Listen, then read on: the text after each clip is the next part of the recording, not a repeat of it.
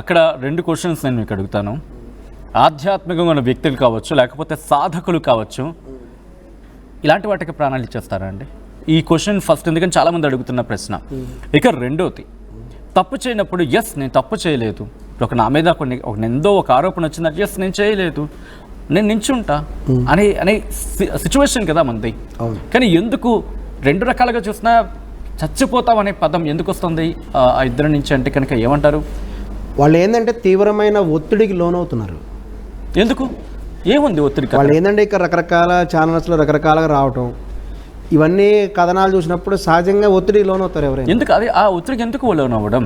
ఒత్తిడి వారి మీద కేసు పెట్టారని, వాళ్ళ మీద అవి అయితే ఇవి అవుతున్న కేసులు పెడితే సహజంగా భయపడతారు. ఇక్కడ వాళ్ళు భయపడాల్సిన అవసరం ఏం లేదు కదా, ఎందుకంటే కేసు పెట్టారు, ఏమవుతుంది, ఆమెను తీసుకెళ్లారంటున్నాడు. ఆమె ఆల్రెడీ స్టేట్మెంట్ ఇచ్చింది కదా, తను మేజర్ని కాదు తను ఇష్టపూర్వకంగా వెళ్ళారని ఆమె స్టేట్మెంట్ ఇచ్చింది. వాళ్ళ మధ్య ప్రయోగం కనపడట్లేదు.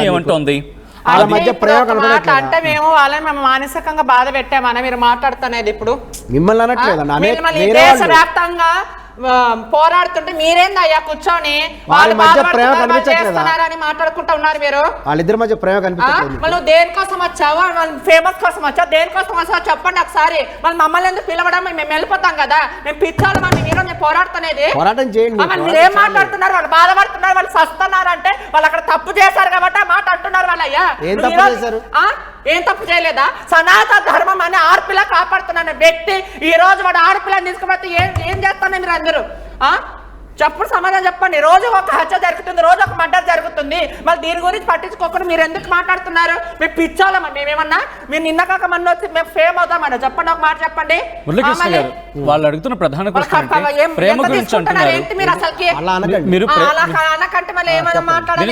వాళ్ళిద్దరి మధ్య ప్రేమ కనిపించట్లేదని చెప్పి మరి తల్లిదండ్రులు ఒక మాట ఉండండి, ఒక్క నిమిషం ఒక మాట. ఇప్పుడు మేమంతా సపోర్ట్ చేయాలి ఇప్పుడు ఆ గొర్రెకి ఏం చేయాలో చెప్పండి.